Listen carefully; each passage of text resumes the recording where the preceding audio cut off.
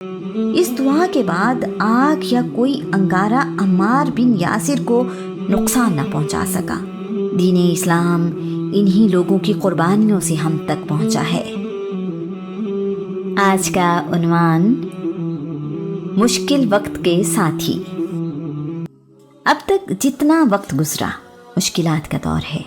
ابھی تک اسلام کی دعوت اعلانیہ نہیں دی جاتی۔ مسلمان دار ارقم میں اکٹھے ہوتے اور چھپ کر عبادت کرتے ہیں۔ دار ارقم ایک گھر ہے جو ارقم بن ابو ارقم نے اس کام کے لیے رسول اللہ صلی اللہ علیہ وآلہ وسلم کو دے رکھا ہے۔ ارقم بن ابو ارقم کا پورا نام عبد مناف بن اسد بن عبداللہ مخزومی ہے۔ ارقم کی عمر اس وقت 16 سال ہے۔ یہ گھر صفا پہاڑی کے قریب واقع ہے۔ قریش کو ابھی تک بہت کم لوگوں کے اسلام لانے کا علم ہے، سب مسلمانوں کا نہیں۔ دار ارقم کوہ صفا کے پاس ہے۔ یہ زیادہ آمد و رفت والا علاقہ ہے۔ مکہ میں رہنے والے تمام لوگ یہاں سے گزرتے ہیں۔ یہ عام سی بات ہے، اسی لیے کسی کو علم نہیں ہو سکا کہ مسلمان دار ارقم میں ملتے اور عبادت کرتے ہیں۔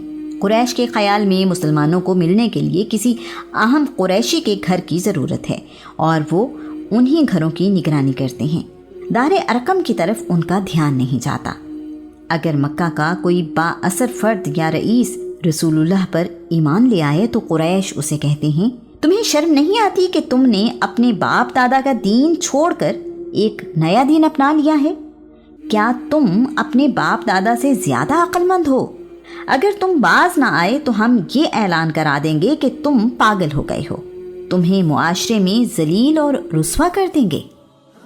اگر کوئی تاجر اسلام قبول کر لے تو اسے دھمکاتے ہیں، ہم تم سے مکمل طور پر تعلق توڑ لیں گے، نہ ہم میں سے کوئی تمہارے ساتھ تجارت کرے گا، نہ ہی باہر سے آنے والے کسی تاجر کو تمہارے ساتھ کاروبار کرنے دیں گے، یہاں تک کہ تمہارا دیوالیہ نکل جائے گا اور تم کوڑی کوڑی کے محتاج ہو جاؤ گے۔ ابو بکر کپڑے کی تجارت کرتے ہیں۔ ابو بکر مکہ کے ان لوگوں میں شمار کیے جاتے ہیں جو اسلام سے پہلے بھی ضرورت مندوں کی مدد کرتے تھے۔ ایمان لانے سے پہلے بھی ابو بکر نے کبھی بتوں کی عبادت نہیں کی۔ اب اعلانیہ دعوت کا حکم مل چکا ہے۔ ایمان لانے پر ابو بکر کی مخالفت بھی ایسے ہی کی جا رہی ہے۔ ابو بکر بھی قریش کے ظلم سے محفوظ نہیں ہیں۔ ابو بکر کعبہ میں آئے ہیں، یہ ان کا روز کا معمول ہے۔ قریش تو جیسے موقع کی تلاش میں تھے، سب کے سب ابو بکر پر ٹوٹ پڑے ہیں۔ قریش جانتے ہیں کہ ابو بکر اسلام کی تبلیغ میں سب سے آگے ہیں، اس لیے ان پر قریش کو کچھ زیادہ ہی غصہ ہے۔ انہوں نے ابو بکر کو زمین پر گرا دیا اور مار پیٹ رہے ہیں۔ اتنے میں عتبہ بن ربیعہ بھی کعبہ میں آ گیا ہے۔ عتبہ بہت موٹے اور وزنی جسم کا مالک ہے۔ اس نے آتے ہی اپنے بھاری بھر کم جوتے جن پر 2 پیوند لگے ہوئے ہیں اتار کر ابو بکر کے چہرے پر مارنا شروع کر دیے ہیں۔ ابو بکر کا چہرہ خون میں لت پت ہے۔ عتبہ ابو بکر کے پیٹ پر چھلانگے لگا رہا ہے۔ ایسا لگتا ہے کہ قریش آج ابو بکر کو جان سے مار دیں گے۔ ابو بکر کے قبیلے بنی تیم کے لوگوں کو پتہ چلا تو وہ دوڑتے ہوئے کعبہ پہنچے ہیں۔ ان کے آنے سے پہلے قریش ابو بکر کو اتنا مار چکے ہیں کہ ان کے زندہ بچنے کے آثار نظر نہیں آ رہے۔ بنی تیم ابو بکر کو ایک چادر میں لپیٹ کر لے گئے ہیں۔ گھر پہنچ کر ان کی حالت دیکھی تو خیال ہوا کہ شاید یہ زندہ نہ بچیں۔ کعبہ میں واپس آئے اور اعلان کیا ہے، اگر ابو بکر زندہ نہ بچا تو خدا کی قسم ہم عتبہ کو قتل کر دیں گے۔ ابو بکر بے ہوش ہیں اور کسی آواز کا جواب نہیں دے رہے۔ پریشانی زیادہ ہے۔ ابو بکر کے زندہ بچنے کی امید کم ہے۔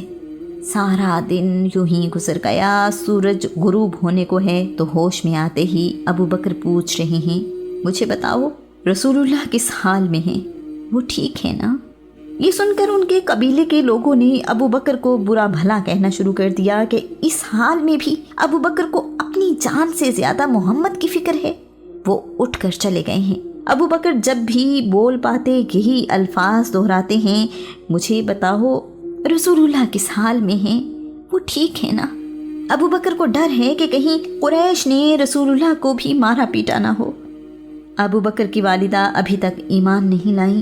وہ عمر بن خطاب کی بہن ام جمیل کے پاس گئیں اور رسول اللہ کی خیریت دریافت کی ہے۔ ام جمیل نے انہیں بتایا کہ رسول اللہ خیریت سے دار ارقم میں موجود ہیں۔ ابو بکر کی والدہ نے گھر واپس آ کر بتایا ہے، محمد دار ارقم میں خیریت سے ہے، اب تم کچھ کھا پی لو تاکہ تمہاری طبیعت بہتر ہو جائے۔ ابو بکر کو کھانے پینے کے لیے دیا تو وہ کہہ رہے ہیں، میں اس وقت تک کچھ نہیں کھاؤں گا جب تک رسول اللہ کو دیکھ نہ لوں۔ ماں نے بیٹے کی ضد دیکھی تو ابو بکر اور ام جمیل کو ساتھ لے کر رسول اللہ کے پاس دار ارقم جا رہی ہیں۔ رسول اللہ ابو بکر کو دیکھتے ہی ان پر جھک گئے ہیں۔ یہاں موجود دوسرے مسلمان بھی ارد گرد جمع ہیں۔ ابو بکر کی حالت دیکھ کر رسول اللہ بڑی تکلیف میں ہیں۔ ابو بکر نے رسول اللہ سے کہا ہے، اللہ کے رسول، مجھے کوئی تکلیف محسوس نہیں ہو رہی سوائے ان ضربوں کے جو عتبہ بن ربیعہ کے میرے چہرے پر جوتے مارنے کی وجہ سے ہیں۔ رسول اللہ نے ابو بکر کے لیے دعا مانگی ہے۔ ابو بکر رسول اللہ سے کہہ رہے ہیں، اللہ کے رسول، میری ماں ام الخیر بھی یہیں موجود ہیں، ان کے لیے دعا مانگیں کہ اللہ کریم انہیں آگ کے عذاب سے محفوظ رکھے۔ ابو بکر کی والدہ کا نام سلمہ بنت صخر ہے۔ رسول اللہ نے دعا مانگی اور ابو بکر کی والدہ کو ایمان لانے کی دعوت دی ہے۔ بیٹے کی رسول اللہ سے محبت اور جانثاری دیکھ کر آپ اسی وقت ایمان لے آئی ہیں۔ بنی امیہ کا ایک نوجوان تاجر شام سے واپس مکہ آ رہا ہے۔ قافلہ صحرا میں رات گزارنے کے لیے رکا ہے۔ رات میں ایک آواز سن کر اس تاجر کی آنکھ کھلی۔ آواز کچھ یوں تھی، سونے والو جاگو، مکہ میں احمد کا ظہور ہو گیا ہے۔ تاجر کچھ نہ سمجھ سکا، نہ تو ظہور ہونے کا مطلب سمجھ آیا اور نہ ہی یہ سمجھ میں آیا کہ احمد کون ہے۔ راستے میں اس تاجر کی ملاقات بنی تیم کے طلحہ سے ہوئی ہے۔ طلحہ بھی تجارتی سفر پر شام سے واپس آ رہے ہیں۔ طلحہ بن عبید اللہ نے اس تاجر کو بتایا ہے، مجھ سے بصرہ میں ایک مسیحی راہب نے پوچھا کہ کیا مکہ میں احمد کا ظہور ہو گیا ہے؟ میں نے راہب سے پوچھا، احمد کون؟ راہب نے جواب دیا، عبد المطلب کے بیٹے عبداللہ کا بیٹا، اسی مہینے میں اسے ظاہر ہونا ہے، وہ آخری نبی ہے۔ اس تاجر نے بھی صحرا میں سنی ہوئی آواز اور احمد کے بارے میں طلحہ کو بتایا ہے۔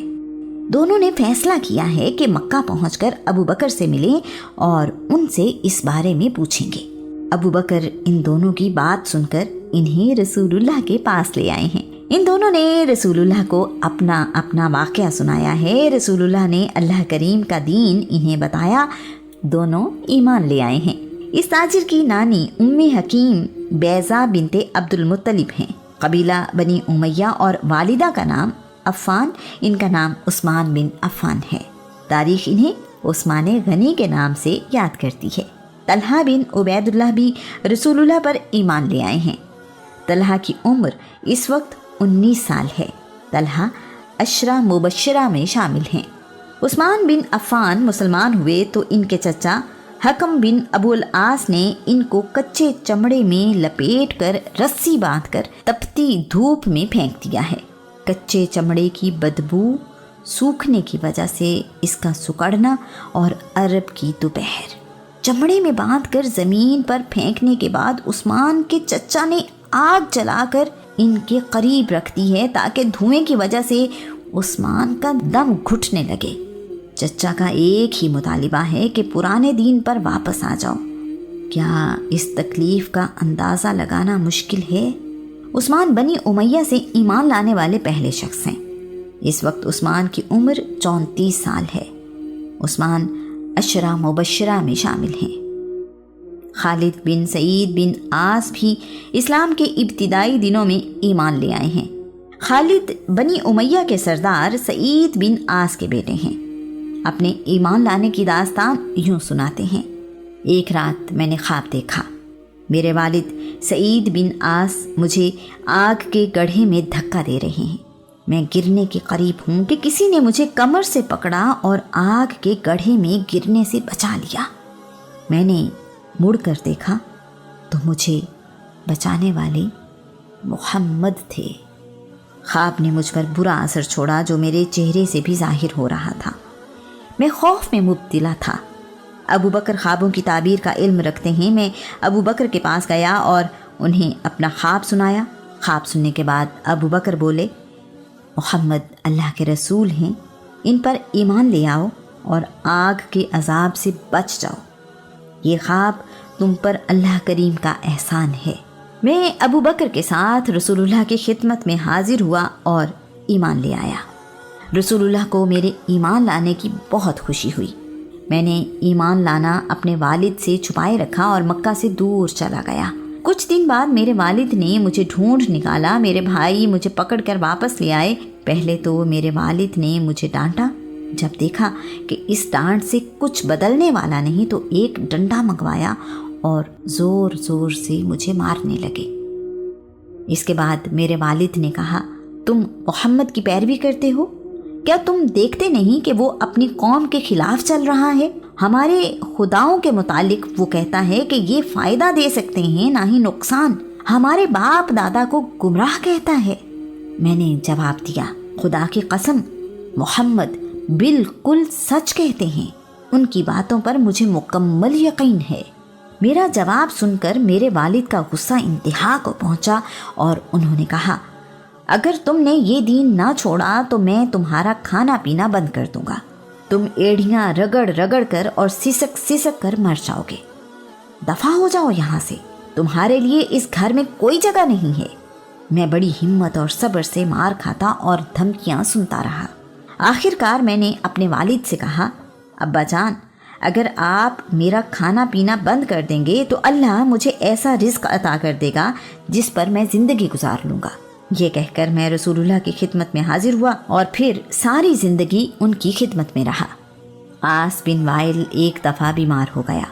उसने कसम उठाई, अगर मैं इस बीमारी से सेहतमंद हो गया तो मक्का में मोहम्मद के खुदा की इबादत नहीं होने दूंगा।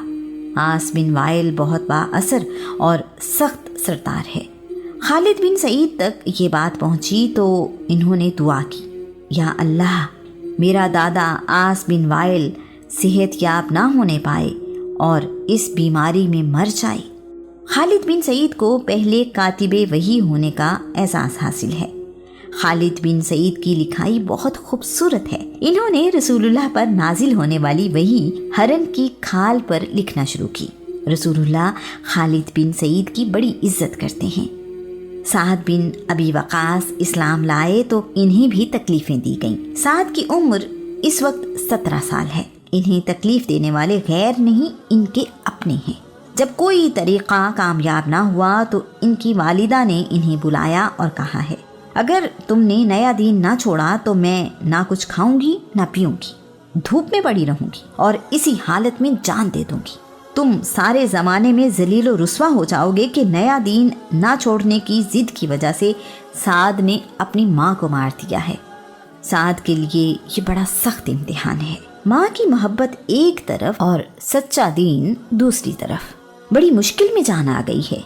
माँ अपनी ज़िद पर कायम है और बेटा अपने दीन पर। दिन गुजरते जा रहे हैं। माँ की हालत कमज़ोर से कमज़ोर तर होती जा रही है। माँ की जान जाती नज़र आ रही है। माँ की बात माने तो ईमान जाता है। सारा कबीला ताने दे रहा है। इन्हें फैसला करना है कि ईमान गंवाकर माँ को बचाएं या माँ गंवाकर ईमान।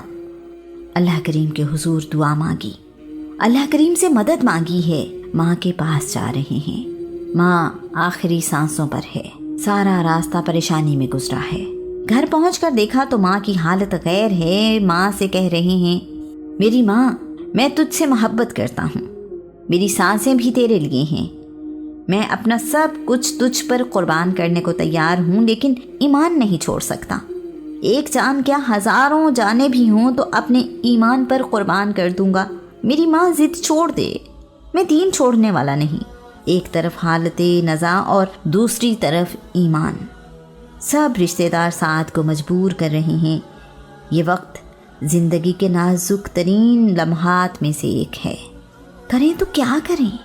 फंस गई जान शिकंजे अंदर, जिवें बेलण विच गन्ना।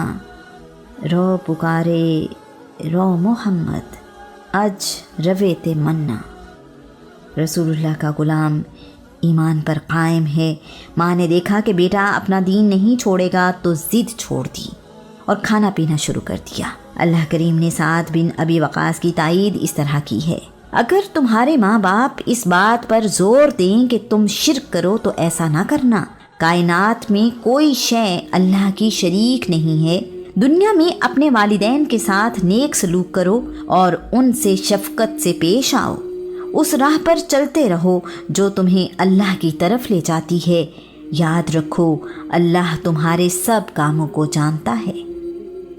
ये वक्त तमाम मुसलमानों के लिए बहुत ही मुश्किल है, जहां वो अपने अपने ख़ानदान और कबीले की दुश्मनी ज़ाती तौर पर बर्दाश्त कर रहे हैं, वहीं मजमूई तौर पर भी ज़िंदगी आसान नहीं है। साद बिन अबी वक़ास इन दिनों के हालात यूँ बताते हैं, हम मुसलमानों में इतनी कुव्वत नहीं थी कि काबा में इकट्ठे हो सकें। हम किसी एक मुसलमान के घर जमा होकर इबादत करते थे। हर वक्त एक ही जगह इबादत नहीं करते थे। इबादत के बाद किसी दूसरी जगह का फैसला किया जाता ताकि कुरैश ये ना जान सकें कि हम कहाँ जमा होंगे। अगर कुरैश को इल्म होता कि हम कहाँ जमा होंगे तो वो हमला करने पहुँच जाते। इससे हमारी जिंदगियों को खतरा था। हम मक्का से बाहर पहाड़ी दर्रों में जाकर भी इबादत करते थे। एक दिन हम इबादत करने के लिए दर्रा अबू दौब में जमा हुए। वज़ू करने के बाद अभी नमाज अदा करने की तैयारी थी कि कुरैश के कुछ लोग, जिनमें अबू सुफियान और अखनस बिन शुरैक नुमाया थे, वहां पहुंचे और हमसे झगड़ा करने लगे।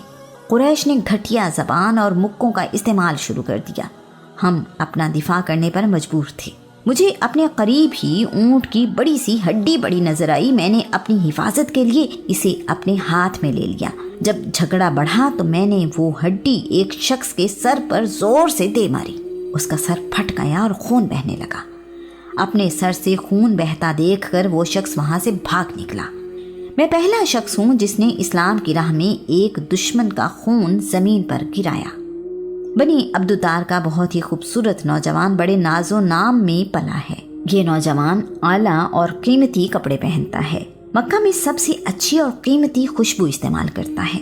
लोग इसके लिबास की तारीफ करते और इस जैसा लिबास पहनने की ख्वाहिश रखते हैं। इसकी वालिदा सुबह इसके जागने से पहले इसकी पसंद का हलवा बनाकर इसके सराहने रखती हैं। इस नौजवान की सुबह ही खुशी, लाड प्यार और नेमतों की फरावानी से होती है। इस नौजवान को रसूलुल्लाह की तालीमात का पता चला तो ये आप पर ईमान ले आया है। ईमान लाने का ऐलान इस नौजवान की ज़िंदगी में कैसी तब्दीली लाएगा, इसका अंदाज़ा किसी को नहीं था। खबर मिलते ही नौजवान के घर वालों ने इसे कैद में डाल दिया है। अब शहजादों जैसी ज़िंदगी गुजारने वाला नौजवान एक कैदी है। इस पर तरह तरह की सख्तियाँ की जा रही हैं, लेकिन कोई भी सख्ती इसे सीधी राह से हटाने में कामयाब नहीं हो सकी। इस नौजवान की दास्तान साद बिन अबी वक़ास से सुनते हैं। आसाइशों और आसानियों में पलने वाला नौजवान खुशहाली में अपने वालिदैन के साथ आराम की ज़िंदगी गुजार रहा था। उसने इस्लाम कबूल किया, जिसकी सज़ा में उसे दर्दनाक अजाब दिया जाने लगा। जुल्म सहते सहते हालत ये हो गई कि उसके जिस्म से खाल इस तरह उखड़ गई जिस तरह सांप अपनी केंचली बदलता है। इसके बावजूद उस नौजवान ने मुड़कर पीछे नहीं देखा, बल्कि साबित कदमी के साथ ईमान पर कायम रहा। इस खूबसूरत नौजवान का नाम मुसअब बिन उमैर है। मुसअब 19 साल की उम्र में रसूलुल्लाह पर ईमान लाए हैं।